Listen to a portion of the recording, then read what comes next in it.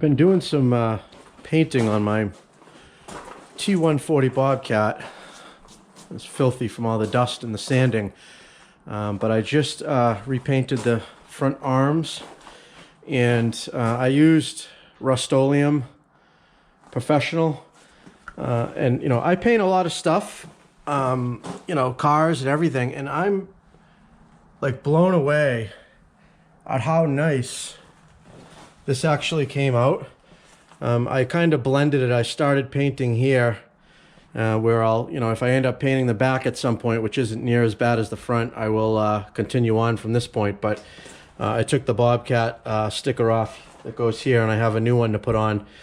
But, you know, now keep in mind, this thing was pretty crusty rust. I went and sandblasted all the rust out. So there is some pitted metal, and there's a few areas where the thick paint, you can see the edge of the old paint, but I was able to get back to clean metal. So you do see a couple of sharp edges of where the old paint meets up with the new paint. But in a lot of the high visibility areas, I tried to blend that in so you didn't see it that much. But boy, it came out really, really good. It surprised me. It actually is better than I expected it to. I mean, you can see a little bit of sanding marks and stuff in it. But again, you know, it's way better than it needs to be. This is a machine that's going to get all banged up. But I just came down. I painted this last night, and I came down and walked into the shop and got a glimpse of it. And I was like, wow. Just figured I had to pick up the camera and take a peek. It actually came out really, really nice. I'm very impressed with myself. Like, here's where I was talking about. You can see all this pitting. This is all metal that's missing from being rusted. I sandblasted and got all the rust out and primed and painted it, so it's not going to rust again, but the metal is uneven, you know, and there's just nothing you can do about that without using like body filler to smooth it and all that. There's no sense. And you can see a couple of the edges here of where the good paint was and chipped off. You know, we chipped this back to really good clean metal and sandblasted and primed it. You know, I could have spent a ton of time really sanding and blending this little area in, but this whole lower section of the arms is going to get banged up anyway. So, you know, along with in here, you can see there's a little bit of the chipping. But I got back to really good of the old paint so it won't chip off. And I spent a little time on these arms to make those look decent. You know, and of course these upper arms too, you can see. Hopefully it's showing up on camera in this area. Now I've got a complete decal kit and everything on order. You can see right here where you can see the old paint and all that. There's that big, huge grip tape sticker that covers this whole area up here. And then there's a sticker that goes here, sticker that goes here, and then again, this whole area gets covered up with that grip tape. There's a sticker that goes here, or here was it? I forgot where it is. And then I'm also going to do the main frame in the front in here. I'm going to pull these decals off and replace these two grip tape pieces and repaint the front of the machine once I get these arms. The good thing about this is when the arms are all done, I can raise the arms up and get them completely out of the way. And then I can work on all of that nastiness down on the bottom there. So I got to repaint that lower unit. And then I showed in another video, I've got, I ordered these up new. These are the replacement panels here for your footwells to open these up to be able to access to clean out down by your foot pedals. And also I wanted to put those in because in the winter you just have two big open areas where snow and cold air gets in right by your feet where there's no heat down there. So you really want to salvage as much as you can down there. Your feet will be freezing while you're out plowing snow and stuff. Still got some masking tape I haven't pulled off yet, but I'll get to that. I'm gonna repaint this. I am going to repaint this attachment plate. I wasn't going to at first. I was just going to, you know, it's got some overspray on it. The white will come right off because that's just on a layer of dust if I just give it a good power washing. But I am going to paint it up. I got the metallic gray, which is similar to this, like the cab is right here. Everything's covered in a layer of dust, but this dark metallic gray color. So I'm going to paint that as well as that bottom section, that metallic gray, because that's what it's supposed to be. And then the white will start there up into the front here. I also ordered, there's a lower seal that goes on the bottom of this all the way around to tighten up that. because when you're sitting in the machine right now, the cold air it can kind of come right through here and the footwells. And on top of that, there are times where like I might be doing some woods work or something where I'm in a brush pile and I might come across like a hornet's nest or something like that. And you being inside of that machine, the last thing you want to do is get some hornets or bees come flying in and inside the cab with you. So this whole cab is supposed to be basically sealed off from the elements. There shouldn't be a way for anything to get in there, and all the air is forced through a series of filters. There's actually a filter in here, and there's a filter right here that I've already replaced, this outside new filter.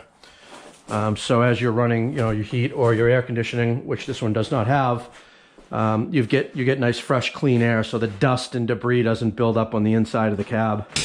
So you should be able to keep the cab area really nice and clean. So right now all you can see is all that on the edges. This is all left over from sandblasting dust. So it needs a good cleaning when I'm all done with this project. But yeah, little things here and there that I'm fixing up. I got a new piece of grip tape that goes on here. So I'm going to take this just unbolts this lower panel off, put the new seal on it, probably throw another coat of paint on it. I already painted it once. And then put the new grip tape on. And then when this closes up, that will seal it nice and tight from the elements. I'm getting these. I got these two decals. They're like $2 or $3 a piece. And honestly, I don't really even care so much about the decals, except for the fact that after I finish painting it, it's going to kind of cover up, some ugliness probably underneath it. And it's an area that I don't have to worry about sanding down and making look good. So it's nice to put the stickers, the more stickers you have, it's covering up, ugly areas. So I do have these two stickers that I'm going to put brand new, like I said, as well as these up here.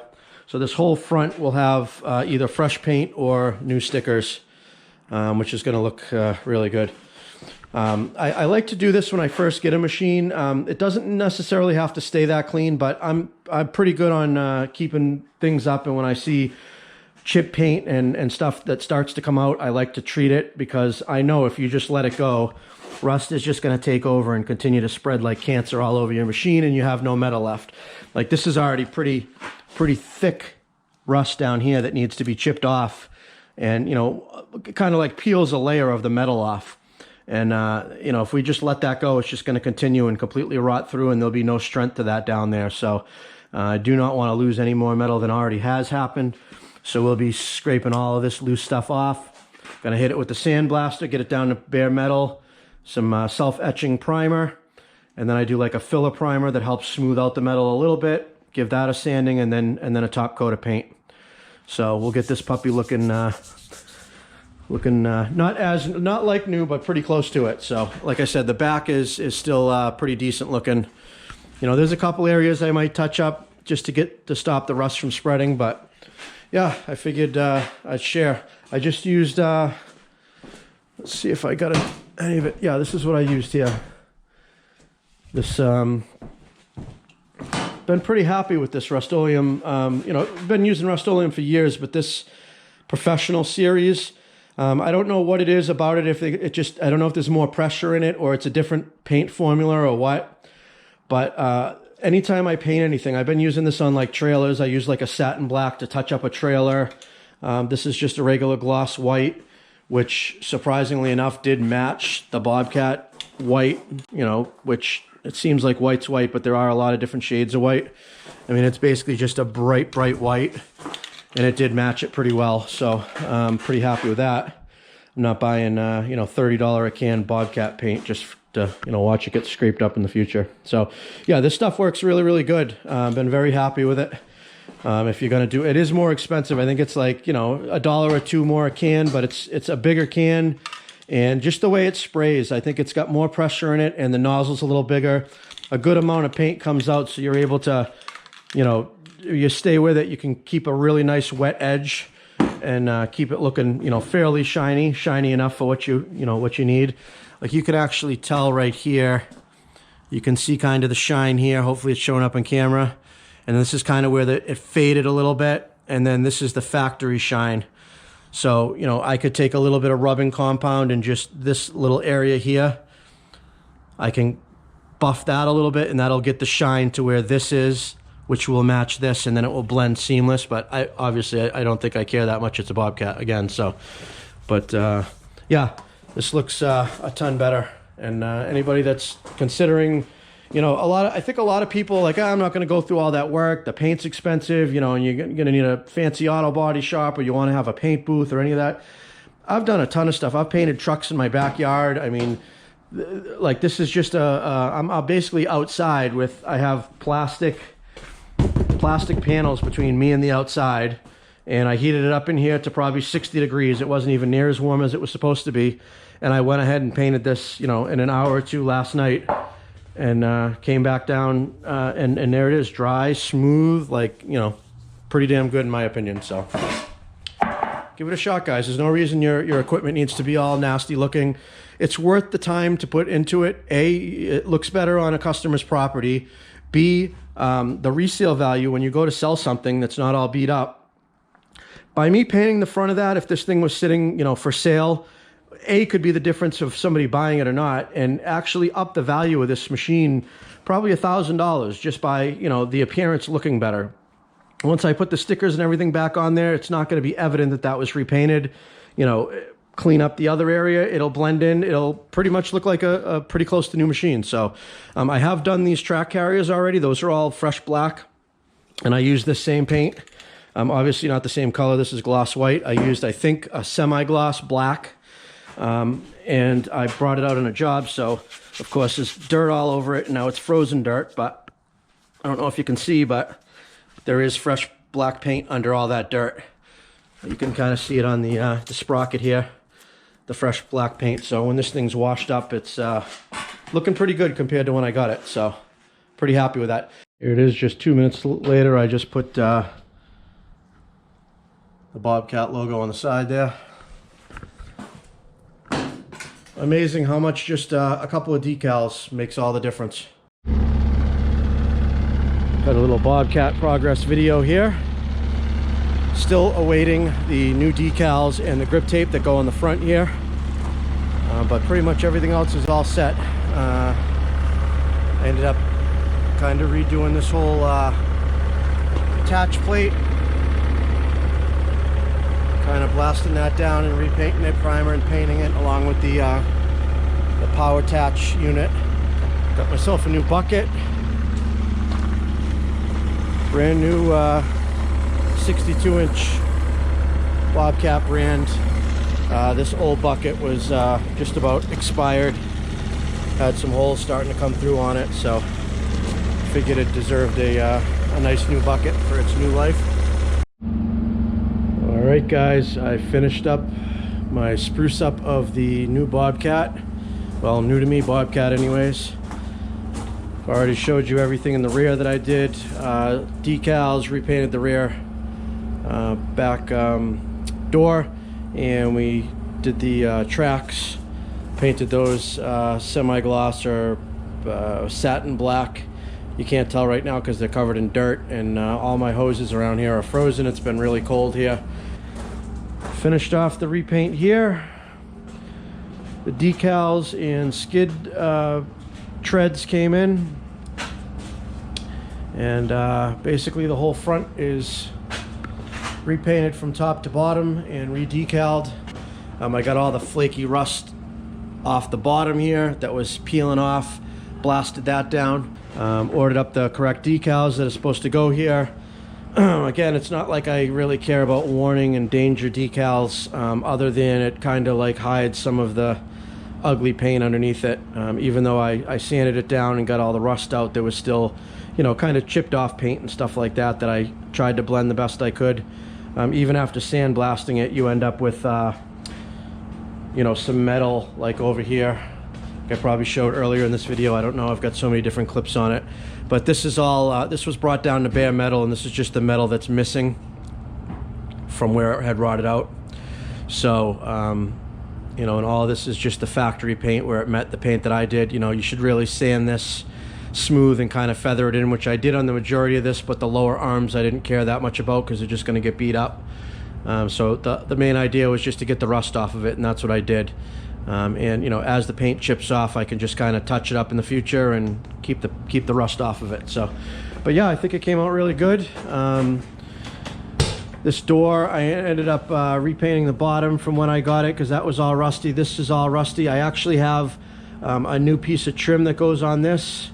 It's at the house. I actually forgot to bring it down here. I just came down and put the decals on. That's the only other thing. That and this decal didn't come in. There's a decal that goes right here that just kind of explains about the hydraulics. You know, this one was basically, this is all the factory decals that are supposed to be on it in the correct places. This shock was not on it when I bought it, so I purchased one of those. It was only like $11 to allow the door to operate properly. Repainted this lower structure unit here and put a new piece of this grip tape or whatever that's on it, along with these here. Those kind of wrap right around inside the cab, and I painted all of this. I took this whole unit off and painted all under there, so it's all rust free now. Now the cab needs a really good cleaning, but it's in good shape. There's a couple areas of little rust here and there on the edges, you can see up on that edge and up on this edge, and I have a new decal right there as well for that throttle sticker.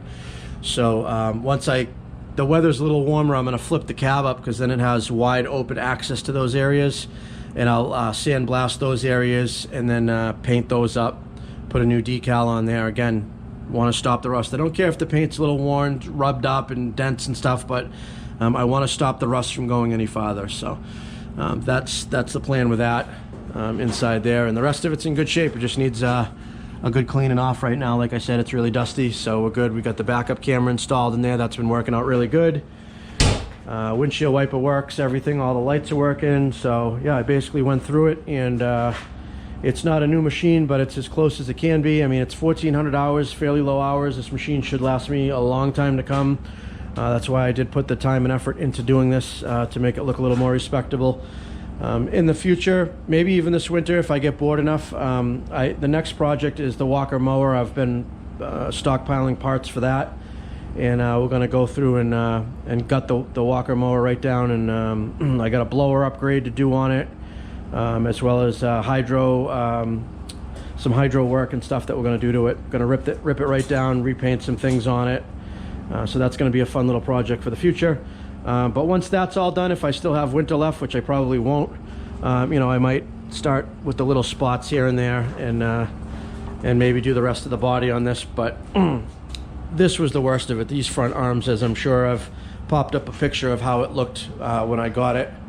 In comparison to how it looks now. So I do plan on getting some attachments for this machine.